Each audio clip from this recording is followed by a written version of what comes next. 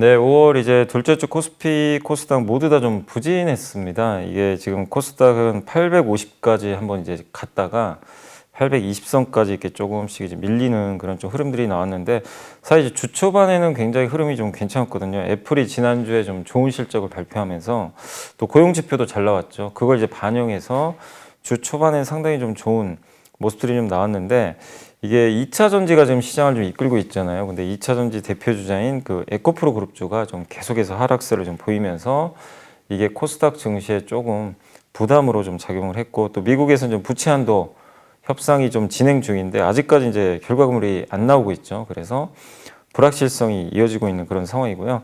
다만 이제 주중에 발표됐던 미국의 소비자 물가 지수는 그래도 긍정적으로 발표가 됐습니다. 계속 이제 물가 피크아웃에 좀 확신을 주는 그런 수치들은 나왔지만, 근데 다만 과거와 달리 증시에 크게 영향을 좀 주지 못하는 그런 지금 상황으로 좀 전개가 되고 있고, 그리고 이제 개별 기업 이슈로는 사실 이제 구글이 개발자 회의에서 인공지능 서비스를 공개해가지고 구글 주가가 좀 좋았는데, 이제 관련해서 우리나라에서 또 AI 관련주들도 한번 좀 움직임이 좀 괜찮았다라고 좀 보시면 좋겠고, 또 이번 주에 그 화장품주들의 랠리가 굉장히 뜨거웠습니다. 이게 실적이 기대 이상으로 좀 잘 나왔고, 사실 중국에서 좀 매출이 좀 나오기가 어려운 구조인데 해외 매출을 좀 다변화하면서 화장품주들의 실적이 좀 잘 나오면서 돋보이는 모습을 좀 보여줬고, 에코프로는 또 이제 목요일이었죠. 그 이동채 회장이 징역 2년을 이제 선고받으면서 좀 미공개 정보 이용한 이제 이 징역형이 좀 선고가 됐습니다. 그러면서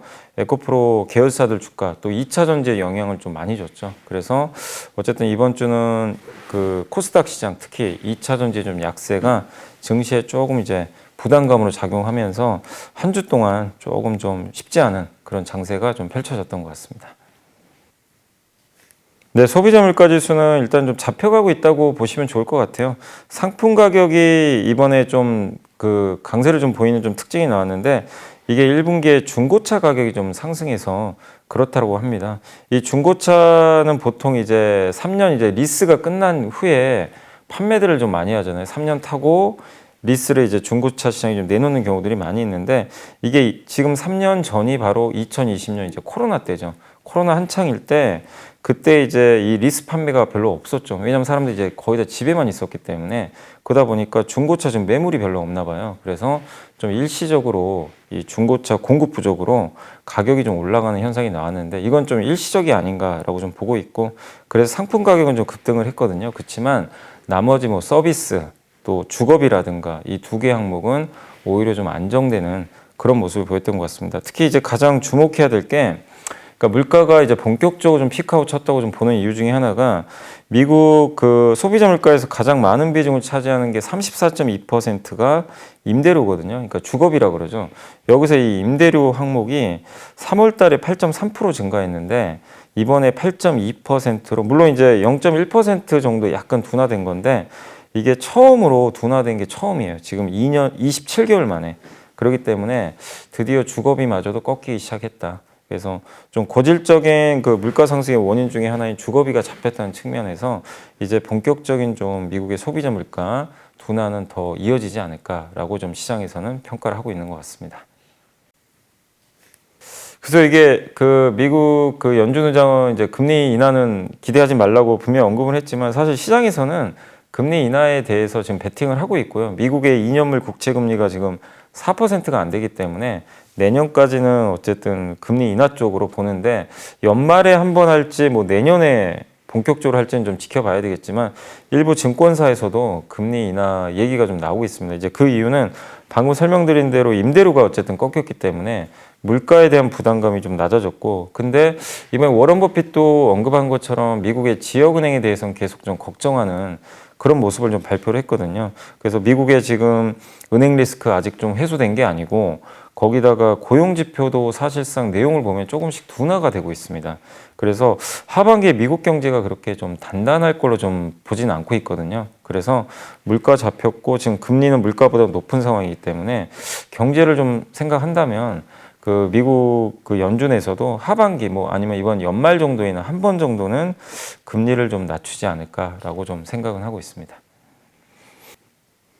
네, 워런 버핏이 이번에 이제 그 버크셔에서의 주주총회에서 자기가 뭐 1분기 주식 대거 좀 팔았다라고 좀 언급을 했고 133억 달러니까 우리나라 돈으로 17.6조 원 정도를 매도를 했습니다. 그래서 상당히 좀 이제 경기가 안 좋을 거라는 이제 뉘앙스의 좀 발언을 했거든요. 물론 이제 금리 상승 영향으로 버크셔 회사가 많이 갖고 있는 회사가 보험사거든요. 그래서 악화된 사업 환경에서도 좀 돈을 잘 벌었다라고 좀 언급을 했지만 일단 주식은 좀 대거 판 걸로 좀 언급이 됐습니다. 그 판 돈으로 좀 자사주 매입을 좀 일부 했고요. 다른 상장 주식도 일부 매입을 했는데 다만 지금 판 거보다는 산 게 더 적기 때문에 현금이 좀 많이 남아 있다고 합니다. 172조 원 정도의 현금인데 이게 21년 말 이후로는 가장 높은 수치라고 합니다. 그러니까 워런 버핏은 이제 하반기에 있을 미국의 좀 약간의 경기 침체에 좀 대비를 해서 현금을 좀 확보를 해놨다라고 좀 보고 있는 것 같습니다. 그래서 쉽게 지금 뭐 유동성에 의해서 돈 버는 시대는 좀 끝났다라고 좀 언급을 하고 있고, 그리고 이게 경기가 좀 앞으로 안 좋아질 가능성이 있는데 예전만큼 금리를 크게 낮출 수는 없거든요. 그러니까 1%, 그러니까 0.25%한 번 정도의 금리 인하 나올 수 있다 하더라도 과거처럼 뭐 2%, 1%대 저금리로 가긴 좀 어렵잖아요. 그러다 보니까 고금리 환경은 앞으로도 좀 이어질 수밖에 없기 때문에 사업하는 환경 자체가 그렇게 녹록하진 않은 것 같다라고 좀 언급을 했습니다. 그래서 쉽게 돈 버는 좀 시대는 끝났고 어쨌든 하반기 미국의 뭐 은행 리스크나 경기 침체를 좀 계속해서 면밀히 살펴보면서 대응을 해야 된다라고 좀 언급을 좀 했고요. 그러나 여전히 이제 기업 중에서는 그 특징적이었던 게 애플에 대해서는 칭찬을 아끼지 않았던 것 같습니다. 애플은 이제 이런 안 좋은 사업 환경에서도 정말 돈을 잘 벌고 있고 여전히 뭐 자기 포트폴리오에 가장 많은 비중을 차지할 정도로 핵심 비즈니스라고 했는데 그만큼 환경이 좀 안 좋지만 좋은 기업들에 대해서는 계속해서 좀 긍정적인 평가를 내렸기 때문에 결국엔 기업에 좀 집중하라는 그런 의미가 아니었나라고 좀 말씀을 드리고 싶습니다. 네, 한국의 이제 전기차 수출이 지금 3위로 지금 나와 있습니다. 독일하고 중국에 이어서 3위 정도 지금 이제 이 기록이 좀 돼 있는데 2018년 11억 달러의 수출을 기록을 했는데 지금 이 작년이죠. 작년에 81억 달러 전기차 수출했거든요. 그래서 4년 동안 7.5배 정도 성장을 해서 분명히 좀 좋은 모습은 맞아요. 이제 다만 이제 이게 착시 효과라고 이제 얘기가 자꾸 나오는 이유 중에 하나가 너무 이제 우리나라가 전기차 수출하는 건 굉장히 긍정적이지만 현대차에만 너무 집중이 돼 있다. 그러니까 중소기업이나 특히 이제 중국 같은 경우도 이 스타트업 기업들이 전기차를 굉장히 많이 팔고 수출을 많이 해서 이 업체들이 굉장히 다양한데 사실 한국은 뭐 현대차 그룹밖에 없잖아요. 그래서 일부 이제 KG 모빌리티의 이제 그 전에 쌍용차가 이제 일부 또 전기차를 만들어서 판매를 하고 있지만 대부분 이제 너무 현대차 그룹에 좀 집중돼 있다라는 거, 이 부분을 좀 지적을 했던 것 같고요. 그래서 아이오닉 5라든가 우리나라에서도 지금 뭐 아이오닉 6라든가 기아의 뭐 여러 EV6라든가 이런 이 전기차들이 해외에서 진짜 평가가 굉장히 좋은데 전기차 산업 생태계는 이 전기차 상품성과 좀 달리 좀 허약하다라는 그런 지적들이 좀 많았던 것 같습니다. 그리고 중소전기차 회사들이 또 좀 쉽지가 않은 게 이 현대차랑 또 경쟁하기 어렵다 보니까 현대차가 안 하는 영역들 있잖아요. 뭐 초소형 전기차라든가 또 버스 이런 것들을 좀 노리고 있는데 여긴 또 중국 회사들이 또 뛰어들고 있거든요. 그래서 중국 전기버스가 우리나라보다 한 1억 정도 또 저렴하다고 합니다. 그래서 결국엔 이 현대차 그룹이 잘하는 거는 칭찬을 해줄만 하지만 이 한국의 산업 생태계를 더 키우려면 이 중소업체들 있죠. 중소 이 전기차를 만드는 그런 업체들의 생태계를 좀 조성해 줄 수 있는 그런 뭐 벤처 캐피탈이라든가 아니면은 정부의 좀 지원이 필요한 게 아니냐 이런 것들을 좀 꼽아줬던 것 같습니다. 그래서 한국의 수출 3위는 굉장히 고무적이지만 이 전반적인 생태계가 너무 한쪽에 쏠려 있다라는 그런 지적이다라고 말씀을 드리겠습니다.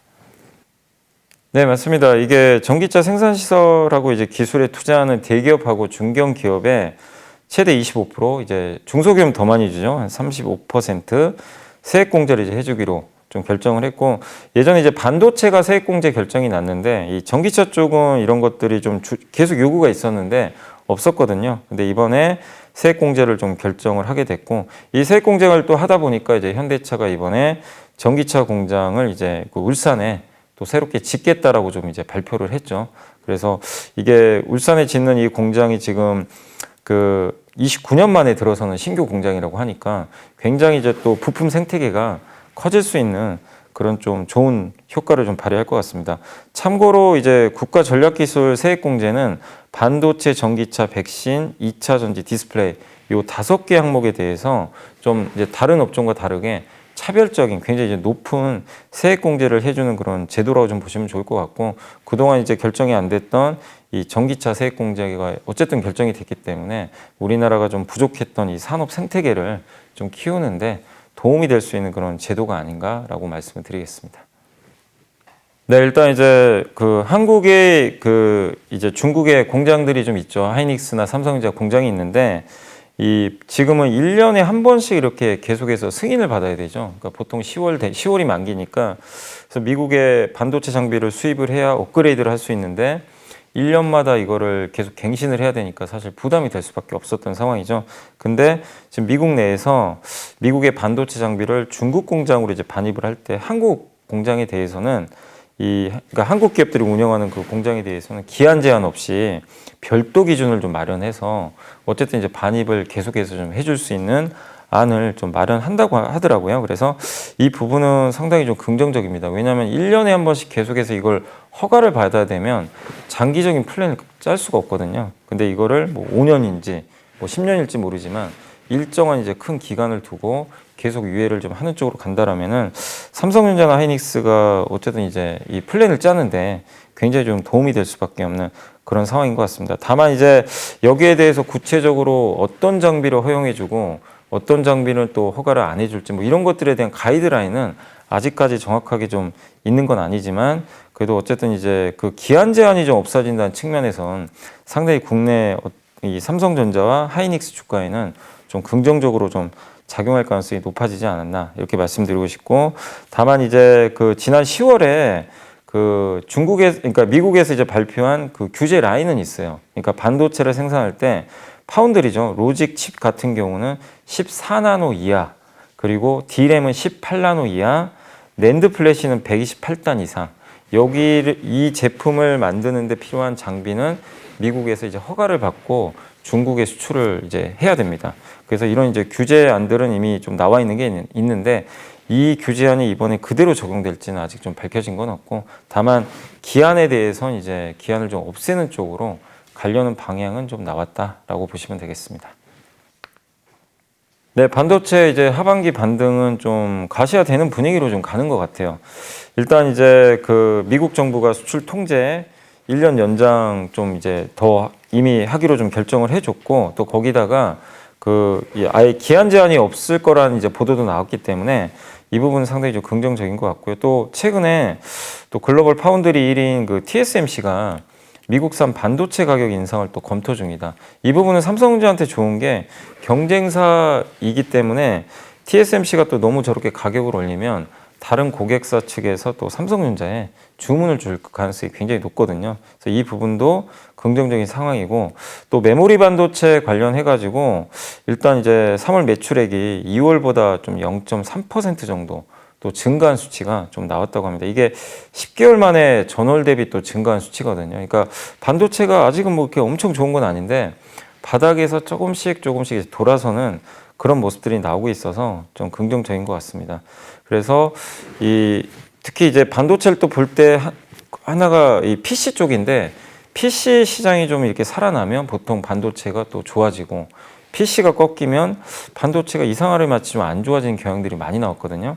그래서 이 PC가 반도체 풍향계 역할을 하는데 정말 지난해 너무 안 좋았습니다. 이 PC 쪽이. 근데 드디어 PC ODM 이 월 매출이 4월에 대만 쪽에서 증가하는 추세로 또 전환이 됐습니다. 그러니까 이런 이제 선행 지표들이 최악을 이렇게 탈피하는 모습들이 좀 나오고 있고, 또 거기다 결정적으로 삼성마저도 감산에 들어갔잖아요. 그래서 이런 걸 종합해 보면 하반기에 업황이 좋아지는 건 좀 그래도 이제 많은 분들이 확률 높게 좀 예측을 하고 있다. 다만 지금 아직까지도 뭐 수출이라든가 이런 지표들이 뭐 우리가 예상한 것만큼은 좋은 건 아니거든요. 아직까지는 좀 안 좋은 부분들이 있다 보니까 주가 반등이 좀 지연되고는 있지만 방향성 면에서는 하반기에 좋아지는 쪽으로는 좀 나올 가능성이 높기 때문에 반도체는 하반기 반등을 좀 대비해서 계속해서 좀 지금 조정을 받을 때는 좀 긍정적인 시각으로 봐도 되지 않을까라고 말씀을 드리고 싶습니다.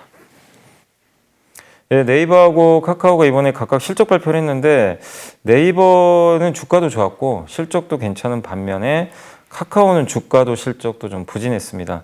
그 이유는 일단 네이버는 이제 주력이 그 광고 검색 쪽인데 물론 광고 시장이 좀 안 좋긴 하지만 검색 광고 시장이 여전히 좀 단단하게 좀 유지를 하면서 이번 1분기 영업이익이 9.5% 정도 증가를 해줬고요. 또 그 미국의 그 이 중고거래 사이트죠. 그 포시마크라는 회사를 그때 한 2조 원 정도 주고 인수를 했는데 적자 기업이죠. 그래서 그때 이제 우려가 굉장히 많았지만 이번에 이제 에비타라고 하는데 영업이익에서 이제 감가상각을 더한 거죠. 그래서 이 감가상각을 이제 물론 이 제하고 나면 이 적자가 좀 날 수밖에 없는 상황인데 감가상각비를 이 비용을 이 오히려 플러스를 또 해주게 되면은 흑자로 이번에 또 전환이 됐습니다. 감가상각비는 실제 현금 유출이 되는 건 아니고 뭐 공장이나 이런 거 투자를 했을 때 내용 연수에 따라서 이제 매년 비용 처리하는 거죠. 근데 그거를 어쨌든 이제 플러스를 해줬더니 흑자 전환이 좀 성공을 했다라고 보시면 좋겠습니다. 그래서 네이버의 포시마크도 이제 수익성이 조금씩 개선되는 그런 모습이 나왔고 또 주력 중에 하나죠. 네이버 웹툰 시장이 좀 커지면서 거래액도 29%나 증가를 했다고 합니다. 그리고 전자상거래 쪽도 호조를 보이고 있어요. 그래서 네이버의 주요 이 5대 사업이 다 고르게 좀 반등을 하면서 좋은 평가가 나오고 있는데 반면에 카카오는 이번에 영업이익이 마이너스 55% 정도 감소한 걸로 좀 나와 있고요. 일단 비용이 좀 많이 증가를 했다고 합니다. 비용 부담이 좀 존재를 했고 또 카카오는 또 네이버랑 또 다르게 이 컨텐츠 매출이 좀 부진했다고 합니다. 웹툰 앱소서 사업부가 이게 매출이 오히려 좀 감소하면서 역성장을 하다 보니까 이 컨텐츠 사업에서의 부진도 카카오의 좀 발목을 좀 잡았던 것 같습니다. 다만 이제 하반기에 양사가 네이버는 이제 검색 기반의 그 서치 GPT 인공지능 서비스죠. 이걸 공개를 할 예정이고 카카오도 초거대 AI 언어 모델을 좀 공개한다고 하니까 하반기에 또 주요 포인트 중에 하나는 어쨌든 그 인공지능 요걸 활용한 어떻게 또 돈을 벌 것인지 이 부분을 좀 한번 지켜보시면 좋겠고 다만 상반기까지 지금 흐름을 봤을 때 네이버가 확실히 좀 단단한 모습을 보여줬다라고 말씀을 드리겠습니다. 네, 먼저 이번 주 외국인들이 많이 매수한 주식 10종목을 한번 살펴보겠습니다.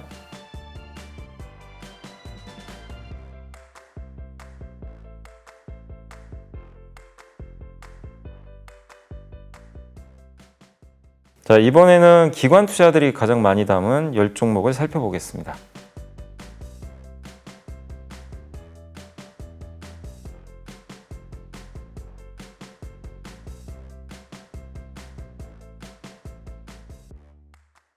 이번에는 개인 투자들이 이번 주에 많이 매수한 종목들을 살펴보겠습니다.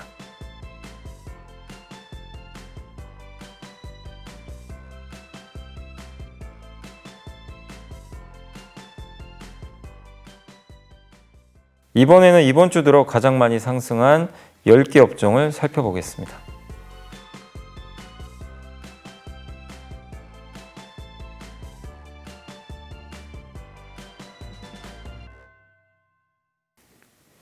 네, 이번 주에는 뭐 여러 업종들이 또 강세를 고르게 좀 보여줬는데 그 자율주행차 관련된 이제 그 부품 회사나 이쪽 섹터가 상당히 좀 분위기가 좋았습니다. 그래서 이 지금 본격적으로 자율주행 시대가 특히 현대차도 기아도 자율주행 레벨 3가 탑재된 자동차들을 계속 좀 내놓을 계획이기 때문에 자율주행 시장이 좀 커진다는 측면에서 이쪽 관련된 기업들을 계속 좀 잘 보시면 좀 좋을 것 같고 역시 또 이번 주에 가장 좋았던 섹터가 바로 화장품 업종이었죠. 그래서 화장품주들도 실적이 워낙 좋기 때문에 다음 주에도 기세가 좀 이어질 것 같고요. 또 조선업종도 분위기가 좋았는데 지금 조선업종도 실적 개선 기대감이 높아지고 있어서 긍정적입니다. 그 마지막으로 카지노 업종도 지난주에 이제 좋은 실적을 내면서 좀 분위기를 반전시켰기 때문에 뭐 다음 주에도 좋은 흐름이 나오지 않을까라고 말씀드리겠습니다. 이번 주 이제 소개해드릴 이제 보고서는 2차 전지 힘의 논리, 힘의 순리라는 이제 보고서인데 신한투자증권의 이제 정용진 연구원님이 좀 보고서를 좀 써주셨고 한국은 결국 수출 중심으로 갈 수밖에 없는 그런 사회잖아요. 그 내수가 워낙 좀 위축돼 있기 때문에 그래서 수출의 모든 것들을 좀 집중할 수밖에 없는데 그 수출 중에서 사실은 그동안은 반도체와 석유화 이런 이제 섹터들이 굉장히 좀 높은 비중을 차지했는데 이제는 전기차나 2차 전지, 바이오가 이런 것들을 좀 대체할 수 있다. 이렇게 좀 보고 있는 것 같습니다. 그래서 구조적으로 전기차와 2차 전지 산업이 한국 경제의 차세대 기둥이 좀 될 것 같다라고 좀 이 보고서에 언급이 돼 있고, 한국의 이제 배터리 3사 기준으로 2018년도에 지금 이제 해외 그 비중이 그 한 2017년도 기준으로요 한 50% 정도를 기록을 좀 했는데 25년도에는 해외 비중이 한 94%까지 좀 늘어날 것으로 전망을 하고 있습니다. 어쨌든 이제 한국 경제에서 차지하는 그 위상이 2차 전지가 굉장히 커질 수밖에 없기 때문에 2차 전지 산업의 성장이 무엇보다 한국 경제에 좀 중요해졌다라고 좀 말씀을 드리고 싶고, 그래서 정부에서도 2차 전지 뭐 세액공제도 있고 다양한 이제 소부장 업체 육성 정책들을 계속해서 좀 발표를 하고 있기 때문에 성장은 계속해서 이루어질 가능성이 좀 높다라고 좀 말씀드리고 싶습니다. 그리고 이제 2차 전지와 좀 관련해 가지고 우리가 좀 주목해서 봐야 될 게, 그동안은 이제 양극재나 셀 업체들의 주가가 상당히 좀 좋았거든요. 특히 이제 양극재가 독보적으로 뭐 수출도 잘 되고 여러 가지 정책적인 이슈들이나 이런 것들을 통해서 또 IRA 법안에 따른 수혜들이 좀 나오면서 굉장히 좋은 모습들을 보였고, 또 셀 업체들도 마찬가지였죠. 중국 회사들이 이제 미국에 들어갈 수가 없다 보니까 그런 부분에서 수혜를 좀 많이 받았는데, 다만 이제 그런 부분들은 어느 정도 약간의 이제 그 모멘텀 측면에서는 좀 마무리가 돼가는 것 같다. 그러니까 미국의 IRA 법안, 이 미국발 정책의 힘으로 국내 2차 전지 수혜를 이야기하는 시점은 어느 정도 좀 마무리 국면이기 때문에 지금 국면에서는 좀 다른 쪽을 좀 봐보자. 그래서 배터리 쪽에서 이분이 좀 그 언급하는 건 뭐냐면 분리막하고요, 그 동박 회사들을 좀 관심을 가져보자는 그런 좀 아이디어를 좀 제시해 주셨습니다. 분리막 업체들 같은 경우는 이제 그동안 고정비 부담이 굉장히 컸거든요. 선투자를 좀 해놨기 때문에.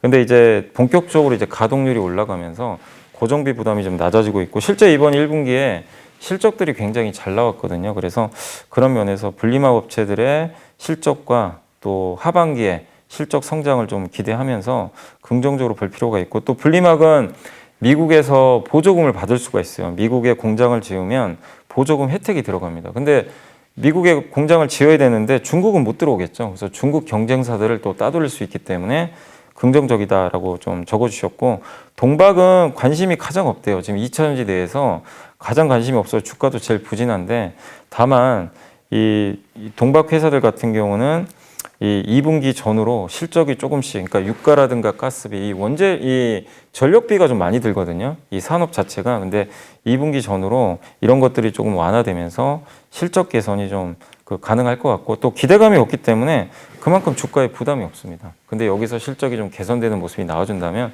주가도 어느 레벨까지는 올라갈 수 있으니까 이 동박 기업들도 좀 보자는 그런 의견이었던 것 같습니다. 다만 이제 여기서 제시해 주셨던 이제 기업은 두 기업이고요. 이 분리막 두 개 회사입니다. WCP, SKI 테크놀로지에 대해서는 좀 관심을 갖자는 그런 보고서니까 참고를 해주시면 좋을 것 같습니다. 5월에도 3,100억 정도를 좀 순매수를 하고 있는 상황이고, 이렇게 좀 매수하는 가장 큰 이유는 결국